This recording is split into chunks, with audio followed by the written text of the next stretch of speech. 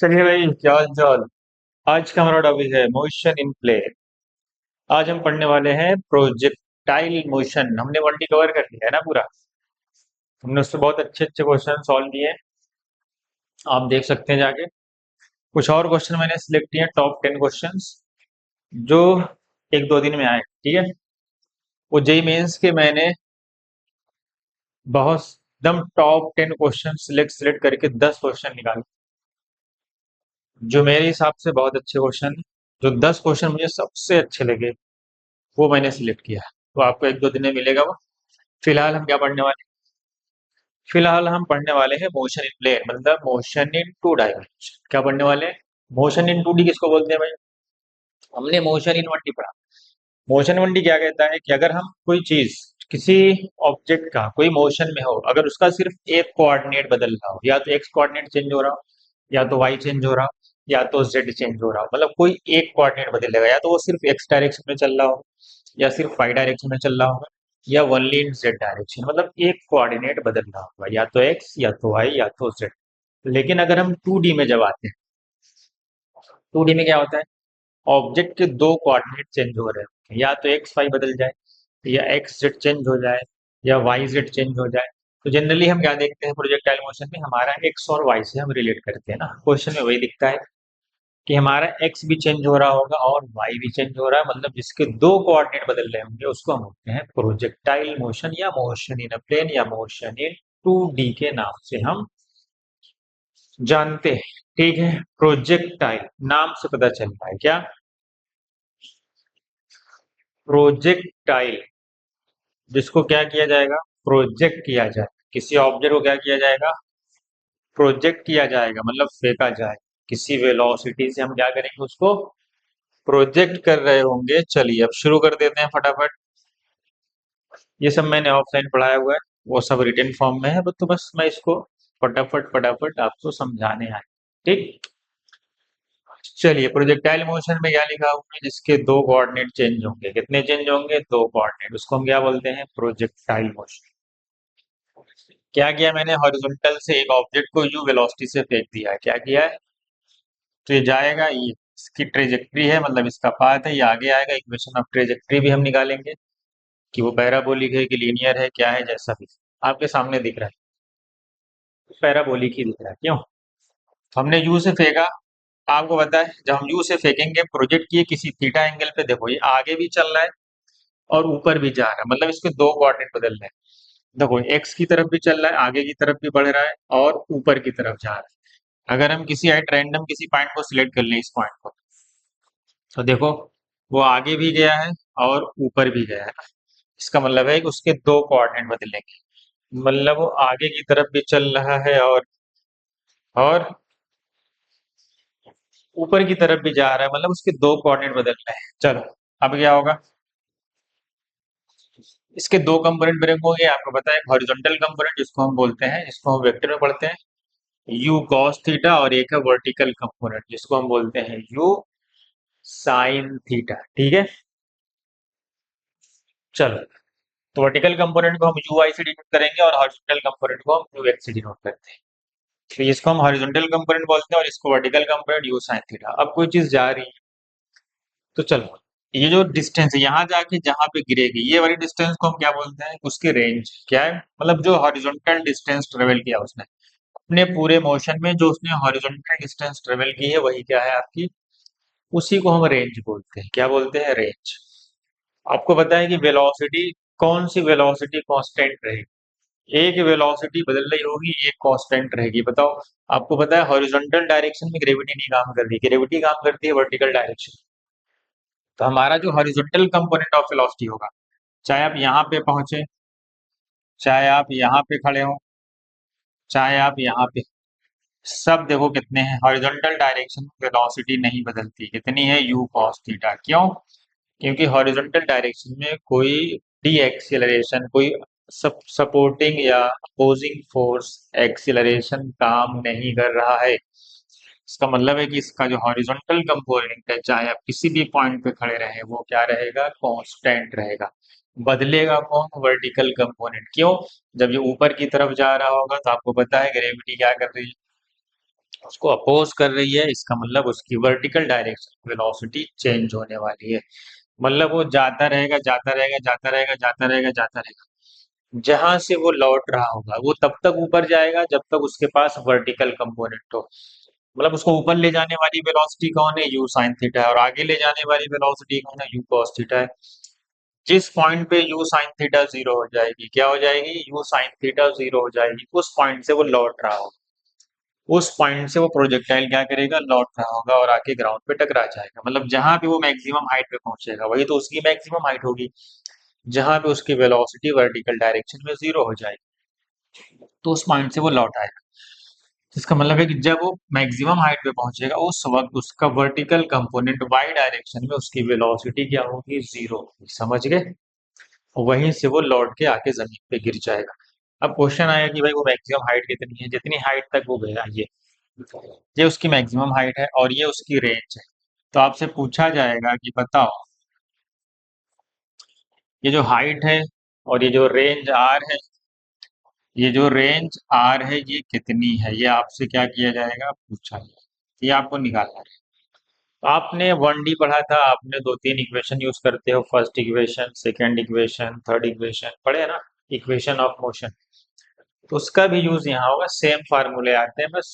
क्योंकि ये किसी एंगल पे प्रोजेक्ट हो रहा है तो साथ में साइन थीटा दिखाई देता है। आप अगर आपको क्या पढ़ना है, time to reach maximum height, आपको पता है जब वो मैक्सिमम हाइट पे पहुंचेगा उस वक्त उसका वर्टिकल कंपोनेंट वाई का क्या है, जीरो। तो मैं फार्मूला यूज करूंगा, जब भी हम वन डी में भी पढ़ते थे, time in which velocity become zero, तो हम फर्स्ट इक्वेशन लगाते थे। तो यहाँ पे भी वही है, बस वर्टिकल डायरेक्शन में पढ़ रहे हैं तो हम वर्टिकल डायरेक्शन में लेंगे।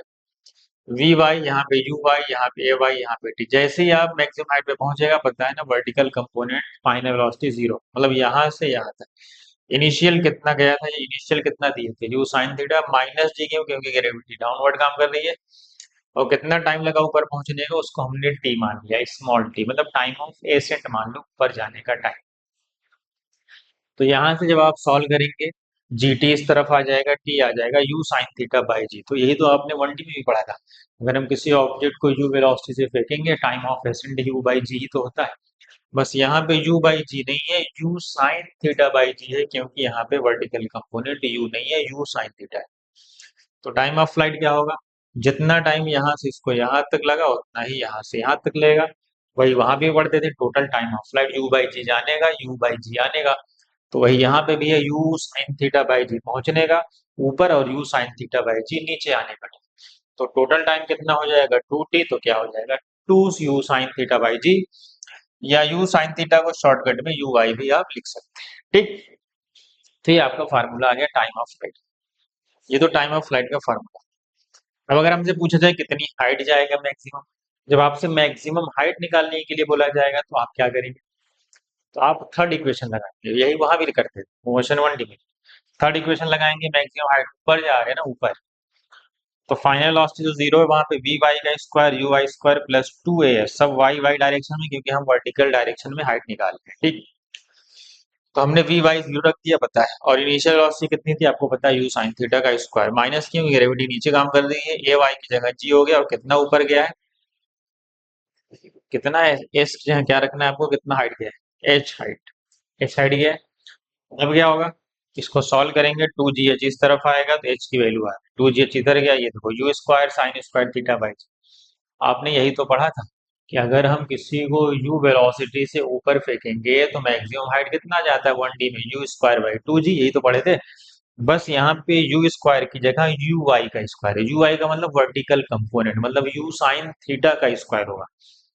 तो u square sine square theta by two g, ये आपका फाइनल मैक्सिमम हाइट का फार्मूला आ गया, u square sine square theta by g, आप u y square by two g भी लिख सकते हैं। ठीक, चलो अगला है, तीसरा क्या है कि हॉरिजॉन्टल रेंज, ये तीन चीजें आपको निकालनी रहेगी। तो हॉरिजॉन्टल रेंज, ये रेंज किसकी वजह से आएगी, कौन आगे लेके जा रहा है, कौन आगे लेके जा रहा है, कौन आगे लेके जा रहा है, यू कॉस थीटा। तो जो वेलोसिटी उसको लेके जाने वाली कौन, यू कॉस थीटा। आपको पता है हॉरिजॉन्टल डिस्टेंस का फार्मूला पढ़ते हो, वेलोसिटी इनटू टाइम। ठीक, सेम यहाँ पे भी लगा दो, हॉरिजॉन्टल वेलोसिटी कितनी है, यू कॉस थीटा, यही इसको आगे ले जाएगा, यही तो लिखा हुआ है यू एक्स, जो उसको आगे लेके जाएगा। और यहाँ से यहाँ तक पहुंचने का टाइम कितना है, कैपिटल टी, जिसको हम टाइम ऑफ फ्लाइट बोलते हैं, बस उसी टाइम से क्या कर दो, यू एक्स को मल्टीप्लाई कर, तो u x into t, u x क्या है, यू कॉस थीटा, और टाइम ऑफ फ्लाइट तुम अभी निकाल चुके हो यहाँ, two u sine theta by g. जब आपस से मल्टीप्लाई कर दोगे तो यू इंटू यू क्या होता है, यू स्क्वायर होता है, और two sine theta cos theta क्या होता है, साइन टू थीटा। या इसको ऐसे भी लिख सकते हो, two times u y into u x, ऐसे भी लिखा जा सकता है, टू टाइम्स यू एक्स ये यू वाई अपॉन जी, ऐसे भी आप लिख सकते हो। आपको ये फार्मूला लिखा हुआ two sine theta cos theta क्या होता है, आपको पता है, ये होता है साइन टू थीटा। क्या होता है, ये फार्मूला आपको पता है कि two sine theta cos theta होता है साइन टू थीटा। उस फार्मूले का यूज किया गया, u square sine two theta by g, आपका क्या आ गया, रेंज का फार्मूला। तो आपकी तीन चीजें आ गई, क्या गया, मैक्सिमम हाइट का फार्मूला आ गया, रेंज का फार्मूला आ गया, और क्या आ गया, ये सब आ गया। हम्म, ठीक है।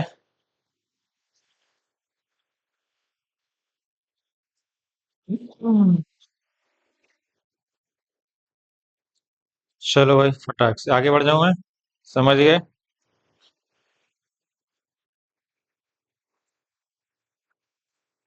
चलो आगे बढ़ जाते हैं, मोशन इन प्लेन। चलो, एक रिलेशन हमने डिराइव कर लिया है, जो हमारा रेंज का फार्मूला आया था, जो ये बहुत ही इंपॉर्टेंट फार्मूला है, आप इसको डायरेक्ट याद रख लेंगे, आर बाई एच। आर का फार्मूला क्या था, u square sine two theta, sine two theta क्या होता है, two sine theta cos theta upon g, ठीक। और हाइट का फार्मूला क्या आया था, u square sine square theta by two g. जब इसको सॉल्व किए, जी जी यू स्क्वायर सब कट पिट के क्या बचा, four cos theta, sine upon cos क्या होता है भाई, साइन अपॉन कॉस क्या होता है बताओ, आपको पता है, साइन अपॉन कॉस होता है टेन थीटा। क्या होता है, तो फोर अपॉन टेन थीटा या फोर कॉट थीटा। तो इस रिलेशन को आप याद रख लें, इससे आपके बहुत सारे न्यूमेरिकल सॉल्व, डायरेक्ट बार बार यही यूज किया जाएगा।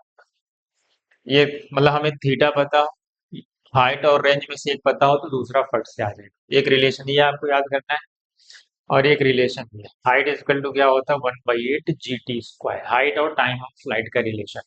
ये रेंज और हाइट का रिलेशन है। आप देखोगे एच बराबर one by eight g t square, solve करोगे दोनों बराबर आते हैं।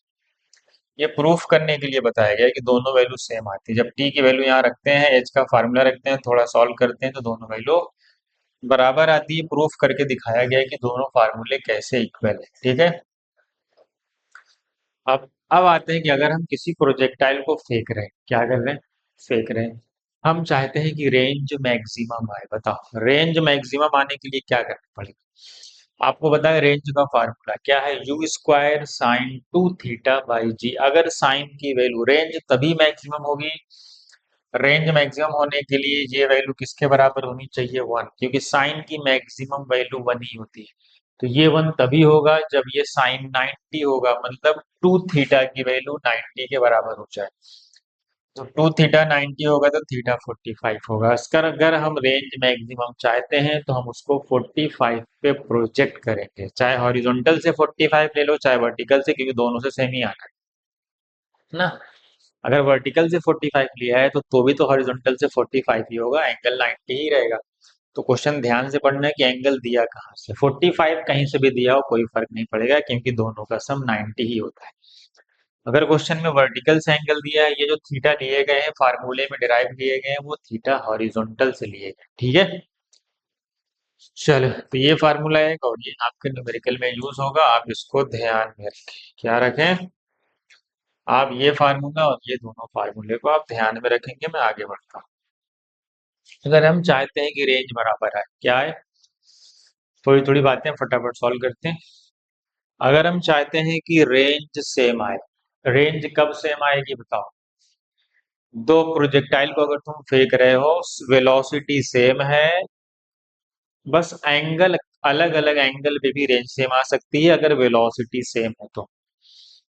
रेंज का फार्मूला क्या है? U square sine two theta by g. कह रहा है कि अगर मैंने एक को थीटा वन पे फेंका, एक को थीटा टू पे फेंका, दोनों की वेलोसिटी यू रखी, अगर रेंज बराबर होगी, रेंज तभी बराबर आएगी, पता है कब आती है? जब साइन की वैल्यू सेम होगी। अगर यू सेम है तो यू सेम है तो ये वाला टर्म क्या रहे? अगर यू सेम है तो ये वाला टर्म कांस्टेंट है, ये वाला टर्म कांस्टेंट। इसका मतलब ये साइन टू थीटा की वैल्यू दोनों की सेम आनी चाहिए। तो आप एक चीज जानते हैं कि अगर साइन 30 जो होता है क्या, अगर मैं 30 ले लूं क्या, अगर दोनों एंगल कंप्लीमेंट्री रहे, क्या रहे? अगर theta one plus theta two की वैल्यू क्या रही? 90 के बराबर रही, मतलब अगर एक को 30 पे फेंक रहे हो तो दूसरे को 60 पे प्रोजेक्ट करना पड़ेगा। प्रूफ कर लो। अगर मैं थीटा यहाँ 30 रखूंगा, बताओ 2 into 30 क्या होता है? साइन 60। साइन 60 की वैल्यू √3/2। ठीक। मैंने कहा दोनों एंगल अगर कंप्लीमेंट्री है तो रेंज बराबर आएगी। अगर मैं थीटा 30 रख चुका हूँ, कितनी वैल्यू आई? साइन 60 की। ठीक। अब मैं थीटा 60 रख दूं अगर, तो 60 into 2 कितना होता है? 120। पता है साइन 120 किस में जाता है? सेकंड क्वाड्रेंट में। और सेकंड क्वाड्रेंट में साइन पॉजिटिव होता है। और साइन 120 की वैल्यू कितनी होती है? 180 से क्या करो? 120 को माइनस करो, कितना आया? 60। तो जो साइन 60 की वैल्यू है वही साइन 120 की वैल्यू।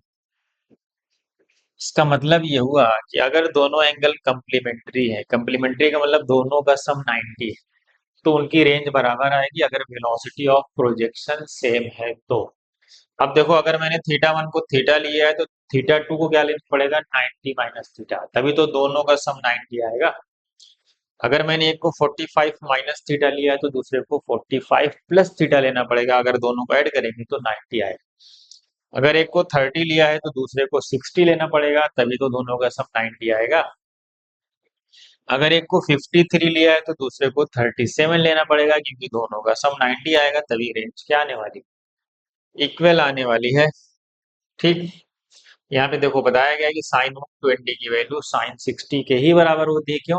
क्योंकि सेकेंड क्वाड्रेंट में साइन पॉजिटिव होता है, तो पहले इसको 180 से माइनस करते हैं, तो जो साइन 60 की वैल्यू होगी वही साइन 120 की ही होती है। लेकिन कॉस की वैल्यू में जाओगे तो सेकेंड क्वाड्रेंट में कॉस नेगेटिव होता है, इसलिए देखो पहले नेगेटिव आ, तो जो कॉस 20 होगा कॉस 60 होगा, लेकिन साइन नेगेटिव आएगी। ठीक। और आपको पता है sine 90 minus theta cos theta होता है, ये आपको बेसिक मैथ में पढ़ाएगी। अगर आपको नहीं पता तो पहले जाके आप बेसिक मैथ पढ़ सकते हैं, मैंने पढ़ाया हुआ है अच्छे से। चलो, अब यहाँ पे आते हैं। कह रहा है तीन ऑब्जेक्ट है, 1 2 और 3। कह रहा है तीनों को यू वेलोसिटी से प्रोजेक्ट कर दिया गया। क्या किया गया है? यू वेलोसिटी से प्रोजेक्ट कर दिया गया। कितने एंगल पे? 30, 45 और 60 पे। एक को 30 पे प्रोजेक्ट किया गया, एक को 45 पे प्रोजेक्ट किया गया, और एक को 60 पे प्रोजेक्ट किया गया। कह रहा है इनकी ऑर्डर ऑफ रेंज बताओ। सिर्फ रेंज ही नहीं पूछ सकता, टाइम ऑफ फ्लाइट पूछ सकता है, हाइट का ऑर्डर पूछ सकता है, या रेंज का ऑर्डर। चलो, अगर मैं टाइम ऑफ फ्लाइट का ऑर्डर लिखूं, तो आपको पता है टाइम ऑफ फ्लाइट का फार्मूला क्या होता है? 2u साइन थीटा बाई जी। और सबकी वेलोसिटी सेम है, तो वेलोसिटी को सर्कल करके जी को हटा दो, ये तो सबके लिए सेम है। बचा क्या? Sine theta. आपको पता है साइन थीटा की वैल्यू इंक्रीज करती है जब थीटा बढ़ता है। साइन 0 0 होता है, साइन 91 पहुंच जाता है, मतलब थीटा बढ़ेगा तो साइन थीटा बढ़ेगा। अगर थीटा बढ़ेगा तो साइन थीटा बढ़ेगा, मतलब टाइम पीरियड भी बढ़ेगा। सही ना? क्योंकि टाइम पीरियड डायरेक्टली प्रोपोर्शनल है किसके? साइन थीटा के। तो जिसका थीटा ज्यादा होगा उसका टाइम पीरियड ज्यादा होगा, मतलब टाइम ऑफ फ्लाइट ज्यादा होगा, मतलब वो उसकी जर्नी में उसको टाइम ज्यादा लगेगा। जब ग्राउंड से जाके ग्राउंड पे हिट करेगा, ज्यादा टाइम लगेगा। अब देख लो किसका थीटा ज्यादा है? तीसरे का, फिर दूसरे का, फिर पहले। तो टाइम ऑफ फ्लाइट सबसे ज्यादा तीसरे का होगा, फिर दूसरे का होगा, फिर पहले का। ठीक। अगर मैं रेंज निकालू, रेंज रेंज का फार्मूला क्या होता है? रेंज हमने पढ़ा था अभी थोड़ी देर पहले, कि रेंज मैक्सिमम होती है अगर थीटा 45 होती है, क्योंकि साइन 45 पे ये वैल्यू क्या आ जाती है? 1 आ जाती है। ये वाली वैल्यू क्या आ जाती है? ये वाली 45 पे ये वाली वैल्यू 1 आ जाती है। तो साइन की सबसे मैक्सिमम वैल्यू तो 1 ही होती है। करेक्ट। अगर हम दूसरा मैक्सिमम हाइट है, तो मैक्सिमम हाइट में क्या होगा? फार्मूला पता है आपको मैक्सिमम हाइट का क्या होता है? U square sine square theta by 2 जी, अभी पढ़े। तो क्या क्या सेम है? यू सेम है तो यू का सर्कल कर दिया मैंने, और जी और टू तो सेम ही रहेगा। अब देखो यहाँ पे भी क्या है, यहाँ पे भी क्या है, साइन स्क्वायर थीटा, यहाँ पे भी साइन स्क्वायर थीटा के प्रोपोर्शन है, मतलब थीटा बढ़ेगा तो साइन थीटा बढ़ेगा, और साइन थीटा बढ़ेगा तो हाइट भी ज्यादा आएगी, मतलब ज्यादा ऊपर तक जाएगी। कहाँ तक जाएगा? ऊपर तक। तो सबसे बड़ी हाइट h3 होगी, देन h2 होगी, क्योंकि सबसे बड़ा थीटा ये है, फिर h2, फिर h1। समझ गए? क्योंकि टाइम ऑफ लाइट और मैक्सिमम हाइट दोनों साइन के प्रोपोर्शनल है। देखो ये साइन थीटा के प्रोपोर्शनल है और ये साइन स्क्वायर थीटा के प्रोपोर्शनल। जिसका थीटा ज्यादा होगा उसका टाइम ऑफ फ्लाइट भी ज्यादा होगा और उसकी मैक्सिमम हाइट भी ज्यादा आएगी। ठीक है, मैक्सिमम हाइट ज्यादा आएगी मतलब ज्यादा ऊपर तक जाएगा। समझ गए? चलो, अब तीसरा होता है रेंज। अगर आपसे रेंज का ऑर्डर पूछा है, क्या पूछा जाए? रेंज का ऑर्डर। तो रेंज हमने पढ़ा थोड़ी देर पहले, रेंज मैक्सिमम होती है अगर थीटा 45 हो। अब देखो ये 45 है कोई, हाँ दूसरा वाला 45 पे तो रेंज मैक्सिमम होती है। सबसे बड़ा कौन होगा रेंज? R2। करेक्ट, सबसे ज्यादा R2 ही होगा। अब देखो ये दोनों एंगल का सम कितना है? 90 है, मतलब दोनों कम्प्लीमेंट्री एंगल है, मतलब दोनों पे रेंज बराबर आएगी, लेकिन 45 से कम आएगी। कम्प्लीमेंट्री एंगल तो देखो सबसे बड़ी रेंज R2 है, फिर R1 और R3 क्या है? एक दूसरे के जस्ट बराबर है। ठीक, आगे बढ़ जाए। चलो, ये पता है क्वेश्चन क्या है? ये क्वेश्चन था कि दो ऑब्जेक्ट को फेंका गया है, such that their range are equal. क्या है ये क्वेश्चन था? ये इस क्वेश्चन के बारे में बता रहा हूँ आपको कि two objects are projected such that their range are equal. आपको पता है कि अगर दो ऑब्जेक्ट को फेंका गया है और उनकी रेंज बराबर है, तो अगर एंगल नहीं दिया है तो आपको मानना पड़ेगा थीटा और 90 माइनस थीटा। तो अगर रेंज बराबर है, तो अगर एक को थीटा पे फेंका गया होगा तो दूसरे को 90 माइनस थीटा पे। क्यों? क्योंकि दोनों एक दूसरे के कंप्लीमेंट्री होंगे, तभी तो रेंज बराबर आएगी। इसका मतलब है कि कह रहा है कि फेंका गया दो ऑब्जेक्ट को, दोनों की रेंज बराबर है, वेलोसिटी सेम से फेंका गया है। तो बताओ उनकी मैक्सिमम हाइट का रेशियो क्या पूछा है? h1/h2। मतलब मान लेते हैं h1 थीटा पे फेंका गया और h2 90 माइनस थीटा पे फेंका गया, तभी तो रेंज बराबर आएगी। तो फार्मूला क्या होता है हाइट का? U square sine square theta by 2g, पहले का। दूसरे का है u square sine square theta नहीं 90 minus theta upon 2g। U square से यू स्क्वायर, 2g से 2g, sine square theta sine 90 minus theta cos theta. Sine की जगह कॉस स्क्वायर आ जाएगा, साइन अपॉन कॉस 10। ठीक, तो ये 10 स्क्वायर थीटा हो जाएगा। हाँ, अच्छा, अगला क्वेश्चन देखो, यहाँ पे कह रहा है कि रेंज जो होती है वो 2h के बराबर होती है। कब? जब एंगल ऑफ प्रोजेक्शन, ये एक छोटा सा इंपॉर्टेंट टॉपिक है, इसको आप लिख लें अच्छे से, कि जो रेंज होती है वो डबल होती है हाइट के। कब? जब थीटा क्वेश्चन में नहीं गिवन होगा तब। अगर थीटा क्वेश्चन में गिवन है तब हमें चेक करना पड़ेगा। ठीक है, अगर क्वेश्चन में बोल दिया कि थीटा 45 पे फेंका गया, मतलब उसको फेंका गया फॉर मैक्सिमम रेंज। अगर ऐसा बोल दिया कि किसी ऑब्जेक्ट को फेंका गया फॉर मैक्सिमम रेंज, तब थीटा 45। अगर क्वेश्चन में कुछ नहीं दिया, बोला कि एक ऑब्जेक्ट है जो मैक्सिमम 10 मीटर हाइट तक जाती है, उसकी रेंज क्या होगी, तब तो ये इससे नहीं, आर बराबर 2x। ठीक, तो हमने देखो ये प्रूफ करते हैं। बताओ आर मैक्स कब आता है? मैक्सिमम रेंज हमारी कब आती है बताओ? मैक्सिमम रेंज हमारी आती है, हमने पढ़ा है कि जब थीटा क्या लिया जाए, थीटा कितना लिया जाए? 45 पे आती है। और कितनी आती है? यू स्क्वायर बाई जी आएगी ना। अभी मैक्सिमम रेंज कितनी आएगी? मैक्सिमम रेंज यही आती है ना, जब ये वैल्यू क्या हो जाए 1, तभी तो यू स्क्वायर बाई जी आएगी। ये 1 कब होगी? जब थीटा 45 होगा, 45 इंटू 2 90, 91 हो जाएगा। करेक्ट। चलो, तो इसका मतलब यू स्क्वायर बाई जी आएगी। हम अगर चाहते हैं कि हाइट मैक्सिमम आए, क्या है? हाइट का फार्मूला यहाँ पे थी, हाइट का फार्मूला आ गया। हाइट का फार्मूला ये देखो, यही तो है हाइट का formula, u square sine square theta by 2g। अगर हम चाहते हैं कि कोई मैक्सिमम हाइट पे जाए ज्यादा ऊपर तक, तो हमें 1D की तरह सीधा फेंकना पड़ेगा। हमें उसको क्या करना पड़ेगा, एकदम सीधा फेंकेंगे ग्राउंड से, तब हो जाएगा मैक्सिमम हाइट पे। सीधा फेंकते वक्त एंगल कितना होगा, 1D वाला पता है ना, थीटा 90। थीटा 90 पे फेंकना पड़े। जब थीटा 90 होगा तभी तो ये हाइट का फार्मूला है, sin 91 हो जाएगा, तो u² बाई 2g आएगा। तो हाइट मैक्सिमम कितनी आएगी, हम कितनी मैक्सिमम हाइट तक किसी चीज को फेंक सकते हैं, कितनी हाइट तक फेंक सकते हैं मैक्सिमम, u² बाई 2g तक। ठीक। और मैक्सिमम रेंज कब फेंक सकते हैं, u² बाई g, कब, थीटा 45 पे। ये कब होगा, जब एकदम स्ट्रेट फेंका जाएगा, थीटा 90 पे होगा। तो देखो इन दोनों में क्या रिलेशन है, एच मैक्स और आर मैक्स। देख लो तुम्हें, जो आर मैक्स है और एच मैक्स है, देखो यहाँ पे 2 है, यहाँ पे 2 नहीं है, मतलब आर जब इसमें 2 से मल्टीप्लाई करेंगे तब आर आएगा।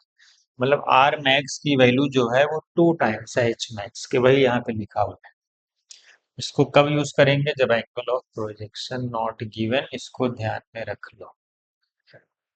ठीक है, आगे बढ़ते हैं। ये क्वेश्चन था कि ग्रेविटी, अच्छा किसी ऑब्जेक्ट को अगर आज से फेंका जाए, किसी सर्टेन हाइट पे जाएगा, तो मून पे फेंकेंगे तो कितनी हाइट पे जाएगा, आपको पता है। हाइट जो होती है किसके प्रोपोर्शनल होती है, हाइट का फार्मूला पता है ना। हाइट का फार्मूला क्या है, देखो इनवर्सली प्रोपोर्शनल है जी के। को पता है मून में जी की वैल्यू कम आती है, g/6 आती है। तो g/6 आएगी, तो आपको पता है ना हाइट का फार्मूला, यही तो है हाइट का फार्मूला ये। हाइट और ग्रेविटी में क्या रिलेशन है, इनवर्स का है। मतलब हाइट और जी का जो रिलेशन है वो इनवर्स।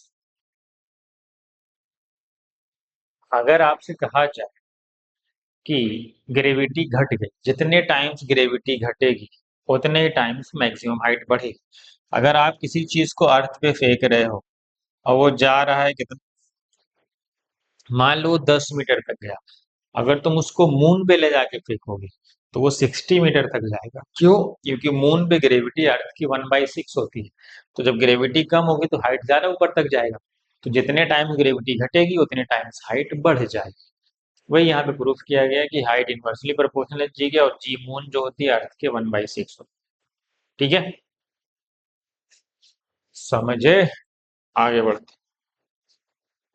चलो अब कुछ क्वेश्चंस हैं जो सॉल्व करवाए गए थे, आप भी देख लें फटाफट। अगर वेलोसिटी गिवन हो, ये वेक्टर फॉर्म में भी है ना, 2i cap plus 4j cap, मतलब ये एक्स कंपोनेंट है और ये वाई कंपोनेंट, मतलब यू एक्स है यू कॉस थीटा, और ये है यू वाई मतलब यू साइन थीटा। ठीक, इसको एक्स डायरेक्शन में दिया गया और इसको वाई डायरेक्शन।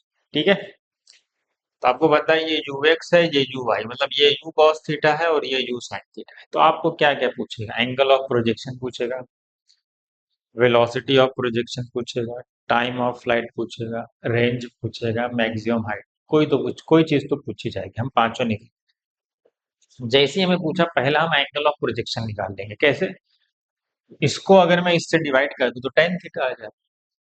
अरे भाई ये यू साइन थीटा है, ये यू कॉस थीटा है, तो मैं यू साइन इसको इससे डिवाइड कर, तो you sine theta upon you cos theta 4/2, मतलब इस वाले को इससे डिवाइड। तो यू से यू गया, साइन अपॉन कॉस टेन, मतलब 2 2 4, मतलब टेन थीटा की वैल्यू आ रही कितनी, टेन थीटा की वैल्यू 2 आ गई। वन में कुछ नहीं तो वन ले सकते हो, कोई मसला नहीं। तो थीटा की वैल्यू क्या आएगी, tan−1 आएगी। पहला तो सीधा डायरेक्ट यहीं से आ जाएगा। अब अगर आपको वेलोसिटी निकालना है, ये वेक्टर फॉर्म है, तो उसका मैग्नीट्यूड निकाल लो। मैग्नीट्यूड कैसे निकलेगा, √2 का स्क्वायर प्लस 4 का स्क्वायर, मतलब उसको इतनी वेलोसिटी से फेंका गया, किसी कितने एंगल पे, इतने एंगल। समझ गए, वो तो कंपोनेंट ब्रेक होके आया है वो, फेंका तो इतने से ही गया होगा, कितने एंगल पे, इतने एंगल पे। ये तो टूटने के बाद 2 और 4 आया, समझ गए। अरे भाई तुमने तो फेंका उसको ऐसे ही है, ऐसे ही, और इतनी ही वेलोसिटी से फेंका है, कितने, तो इधर वाला यू कॉस थीटा, इधर वाला यू थीटा, और थीटा ये है tan−2। tan−2 का मतलब होता है tan 64 3 के आसपास एंगल है, मतलब ये अप्रोक्स कितना होता है एंगल, ये एंगल अप्रोक्स 63 होता है, tan−2 63.23 हो सकता है, बस इसी के आसपास। तो जब इसको 63 पे प्रोजेक्ट किया गया तो ये वाला कंपोनेंट इधर आएगा यू एक्स और यू वाई इधर आएगा। ये है यू एक्स और यू वाई, कंपोनेंट टूटने के बाद है ये, समझ गए? हाँ, चलो। हमारा आ गया ये मैग्नीट्यूड ऑफ द वेलोसिटी। दो चीजें आ गई, अब हमें वो फार्मूला यूज करना है। क्या भाई, टाइम ऑफ फ्लाइट क्या होता है भाई? टाइम ऑफ फ्लाइट होता है 2u sin theta by you sine theta, पहले से बता दे कोई, 4। तो यहाँ पे इसकी जगह आप क्या रख दोगे, यू साइन थीटा की जगह, यू साइन थीटा की जगह सीधा 4 रख दो। मैंने यू और साइन थीटा अलग अलग रख दिया है, तुम चाहे डायरेक्ट रख लो, ऐसे रख लो, क्योंकि मैंने यहाँ पे साइन थीटा की वैल्यू निकाली। ठीक है, देखो तुम चाहे तो डायरेक्ट भी कर सकते थे, कोई मसला नहीं है। मैं समझाने के लिए बताया ताकि कभी निकालना पड़े तो तुम निकाल। साइन थीटा क्या होता है, ये थीटा दिया था, टेन थीटा कितना था, 2 था, 2 अपॉन कुछ नहीं है तो 1। टेन थीटा क्या होता है, opposite upon adjacent, 2 upon 1। Hypotenuse कैसे लेगी, पाइथागोरस लगा के। आपको पता है साइन थीटा क्या होता है, अपोजिट अपॉन हाइपोटेनियस। ठीक, आप यहाँ पे डायरेक्ट भी कर सकते थे, यू साइन थीटा की वैल्यू डायरेक्ट गिवन। देखो यू साइन थीटा की वैल्यू डायरेक्ट है 4, तो 2 into 4/g डायरेक्ट कर सकते थे, कोई मसला नहीं था। तो मैंने समझाने के लिए इतना बड़ा प्रोसेस लिया। ठीक, चलो। एच की वैल्यू क्या है भाई, 1/8 GT²। टाइम ऑफ फ्लाइट निकाल, ये रिलेशन बोला था ना, याद रखो, टाइम ऑफ फ्लाइट निकाल चुके, यहाँ रख दो, सॉल्व कर लो, आंसर आ जाए। जैसे ये आएगा तो हमें रेंज चाहिए, तो R/H equal to 4/tan theta ना, और H आप पहले ही निकाल चुके यहाँ। H कितना आया, 4/5। तो यहाँ रखो H की जगह, टेन थीटा की वैल्यू 2 आई है, 4। H रख दो, 4/5, 2 2 4, 4/5 इधर गया, 8/5। बस खेल खत्म। बस आपको दो फार्मूले जो इम्पोर्टेंट है वो कौन, R/H equal to 4/tan theta और H इक्वल टू 1/8 GT², ये आप याद रख लें। इसको आप डायरेक्ट रख सकते थे, यू साइन थीटा की वैल्यू पता है आपको, यहाँ सीधा 4 रख देते, सीधा 4, 4 2 8/10, इतना सारा करने की जरूरत नहीं थी। ठीक है, तो कभी अगर जरूरत पड़ेगी तो इसलिए मैंने बता दिया कि ऐसा भी कर सकते हैं। चलो। हाँ। ये क्वेश्चन है कि एक ऑब्जेक्ट है जिसका मास है ना, उसको यू वेलोसिटी से ग्राउंड से फेंका गया है। तो बताओ उसकी काइनेटिक एनर्जी और पोटेंशियल एनर्जी मैक्सिमम हाइट पे कितनी हो। क्या पूछा गया है, it's potential and kinetic energy at maximum height. आपको पता है जब हम किसी चीज को यू वेलोसिटी से फेंकेंगे